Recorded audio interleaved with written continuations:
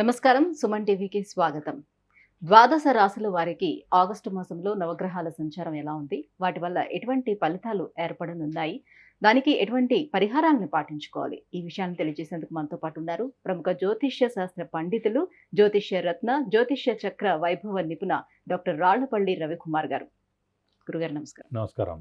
గురుగారు, ఈ ఆగస్టు మాసంలో ద్వాదశ రాశులకి ఎలా ఉండబోతుందో తెలుసుకునే ముందు నవగ్రహాల సంచారం ఏ రకంగా ఉందో తెలియజేస్తారా? తప్పకుండా. శరదిందు సమాకారే పరబ్రహ్మ స్వరూపిణి వాసరాపీఠ నిలయే సరస్వతి నమోస్తుతే. అందరికీ నమస్కారం. ద్వాదశ రాశుల్లో అంటే ఈ నెల ఆగస్టు నెల ద్వాదశ రాశుల్లో నవగ్రహాలు ఎక్కడున్నాయో ఇప్పుడు తెలుసుకుందాం. ముందుగా సూర్యుడు వచ్చేసి మనకి స్వస్థానమైన సింహరాశిలో ఉంటారు. అలాగే బుధుడు కూడా సింహరాశిలో ఉన్నారు. అలాగే శుక్రుడు కూడా ఈ నెల అంతా కూడా మనకి సింహరాశిలో ఉంటారు. అలాగే కుజుడు వచ్చి మనకి వృషభ రాశిలో ఉంటారు. గురువు వచ్చేసి మనకి వృషభ రాశిలో ఉంటారు. అలాగే శని స్వస్థానమైన కుంభరాశిలో ఉంటారు. అలాగే రాహు వచ్చి మనకి మీన రాశిలో ఉంటారు. ఇక కేతు వచ్చేసి మనకి కన్యా రాశిలో ఉంటారు. ఇవి ఈ నవగ్రహాలు ద్వాదశ రాశుల్లో ఈ నెలలు కూడా ఈ స్థానాల్లో ఉంటారు.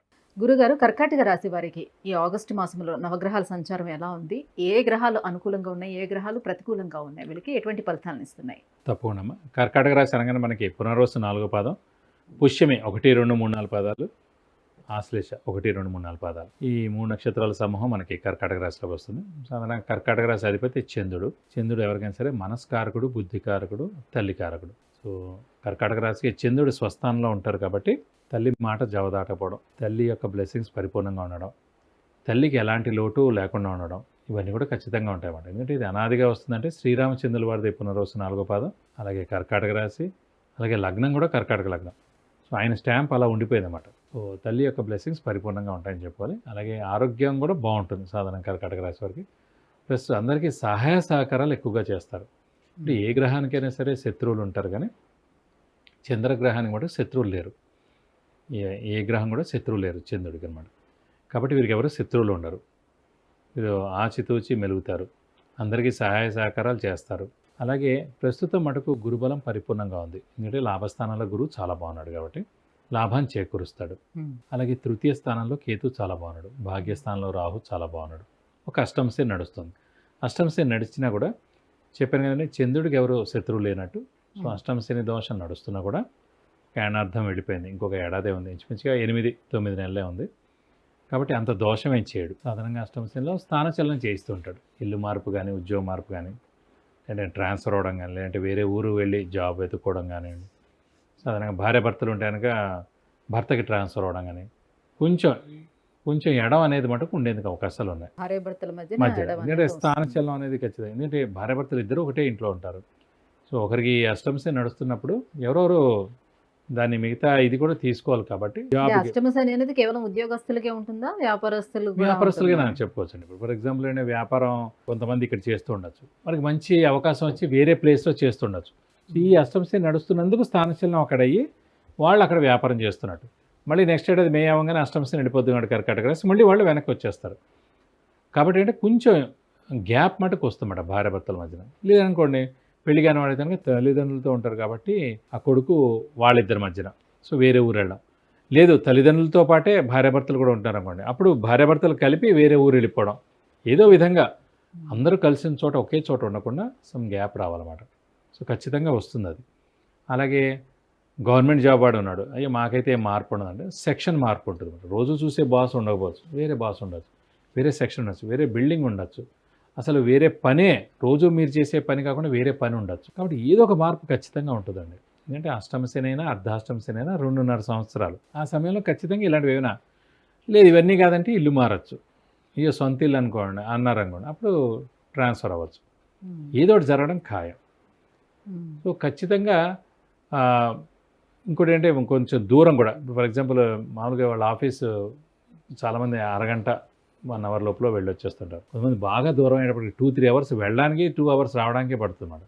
సో మనం అనుకోండి ఈ స్థానచలనం ఇలాంటివి అయినా సరే ఈ ట్రాఫిక్లోనే మీకు వెళ్ళిపోయినట్టుగా కూడా మనం పరిగణించవచ్చు. మీరు ఇంటికి రాగానే తింటారు, పడుకుంటూ పోతారు తప్ప ఇంకేమీ మీరు అంత యాక్టివిటీ ఏమి ఉండదు కదండి సాధారణంగా. కాబట్టి సమ్ గ్యాప్ అనమాట, అలా గ్యాప్ వస్తూ ఉంటుంది అన్నమాట. సో దానివల్ల చిన్న చిన్న ఇబ్బందులు వస్తుంటాయి భార్యాభర్తల మధ్యన. సో అవన్నీ కామనే, అంత పెద్ద గొడవలే ఉండవు. మనం స్థానచలనం అయితేనే మంచిది. ఉద్యోగ మార్పు కానీ ఇల్లు మార్పు కానీ అయితేనే చాలా మంచిది. గ్రహాలతో పాటు మనం కూడా సంచరిస్తే కనుక మనకి ఏ ఇబ్బంది ఉండదండి. గ్రహాలకు ఆపోజిట్గా మనం వెళ్తే కనుక తప్పకుండా సో ఏదో ఒకటి ట్రాన్స్ఫర్ లెవెల్ వచ్చేటప్పుడు అది ఆఫ్ చేయించుకుంటే వాళ్ళ ఎదుగుదల కూడా ఆ అయిపోతుంది. ఎదుగుదల అయిపోతుంది. కరెక్ట్గా ఈ సమయం కాకపోయినా మంచి సమయం ఉన్నప్పుడు అనవసరంగా అక్కర్లేని పొజిషన్కి చచ్చినట్టు వెళ్ళాల్సి వస్తుంది. అప్పుడు వెళ్ళకపోతే జాబ్ తీసేస్తూ ఉంటారు. అలా వెళ్ళడం బెస్టా, ఇప్పుడు ఉన్నప్పుడు బెస్టా? ఇప్పుడు ఆల్రెడీ టైం అయిపోయింది. ఇంకొక 8 నెలల్లో అష్టమ శని కూడా వెళ్ళిపోతుందన్నమాట. అదే మరి గురుబలం ఎలా ఉంది వీళ్ళకి ఆర్థికంగా ఏ రకంగా గురుబలం ఉంటుంది? లాభస్థానంలో చాలా బాగుంది కాబట్టి మనకి అవివాహితులు వివాహం అవడం, సంతానం లేని వారి సంతానం కలగడం, నిరుద్యోగులు ఉద్యోగం రావడం, ఉద్యోగస్తులు ప్రమోషన్ రావడం, నేమ్ అండ్ ఫేమ్, బాస్ నుంచి మననం, అలాగే మనకి ఫారెన్ టూర్ విజిట్స్ అసైన్మెంట్స్ రావడం, ఇవన్నీ కూడా ఉన్నాయి. వ్యాపారస్తులు కూడా బాగానే ఉంది. అష్టమ శని నడుస్తున్నా కూడా గురుబలం బాగుంది కాబట్టి ధనానికి ఏ ఆర్థికంగా ఇబ్బంది లేదు. బాగుంటుంది. ఆర్థికంగా చాలా బాగుంది. ఎప్పుడైతే ఆర్థికంగా బాగుందో మీకు ఆల్రెడీ మీకు వచ్చే వ్యూస్ కానివ్వండి, ఐడియాస్ కానివ్వండి, మంచి బిజినెస్ ఇవి కానివ్వండి, ఇవన్నీ కూడా చాలా మంచివే వస్తుంటాయి.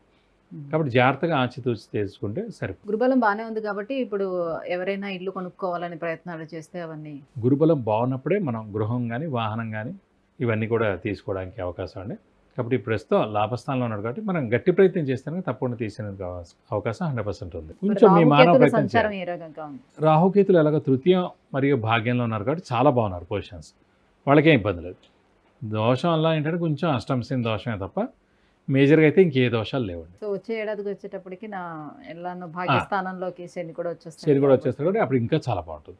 ఇంకా అప్పుడు తిరిగే ఉండదు. మరి ఇంకా ఎటువంటి పరిహారాలను పాటించుకోవాల్సిన అవసరం ఉంటుంది? అష్టమ శని నడుస్తుంది కాబట్టి ఖచ్చితంగా ప్రతి శనివారం ఉపవాసం ఉండడం, అలాగే ఆంజనేయ స్వామి మరియు శివుడిని ఎక్కువగా పూజించడం, ప్రతి సోమవారం శివుడి గుడికి వెళ్ళి 41 ప్రదక్షిణాలు చేయడం, అలాగే శివుడు అష్టోత్తరం చదువుకోవడం, అలాగే ప్రతి మంగళవారం లేదా శనివారం ఆంజనేయ స్వామి టెంపుల్కి వెళ్ళి 41 ప్రదక్షిణాలు చేయడం, సింధూర పూజ, అలాగే తమలపాకుల పూజ, అలాగే వడమాల సమర్పించడం, అలాగే ఆంజనేయ స్వామి గుడి చుట్టూ 41 ప్రదక్షిణాలు చేస్తానికి దోషం లాంటివి ఉన్నా కూడా తప్పకుండా తొలగిపోతాయి. ఇది కాకుండా ఇంకా ఉధృతంగా ఉందనిపిస్తే కూడా ఖచ్చితంగా శనికి 19,000 సార్లు జపం చేయించి నల్ల నువ్వులు ఒక 200 గ్రాములు దానం ఇస్తానికి దోషం మొత్తం తొలగిపోతుంది. విద్య, ఉద్యోగం, వ్యాపారం, వాహనం, వివాహం, సంతానం, ఆరోగ్యం, ఐశ్వర్యం వీటన్నిటికి సంబంధించి విషయాన్ని తెలుసుకోవాలనుకుంటే కింద స్క్రోల్ అవుతున్నటువంటి నెంబర్కి వాట్సాప్ చేసి గురువుగారి అపాయింట్మెంట్ను పొందవచ్చు. గురుగారు, కర్కాటక రాశి వారికి ఆగస్టు మాసం ఏ రకంగా ఉండబోతుంది, ఎలాంటి పరిహారాన్ని పాటించుకోవాలి, ఈ విషయం తెలియజేసినందుకు ధన్యవాదాలు. నమస్కారం.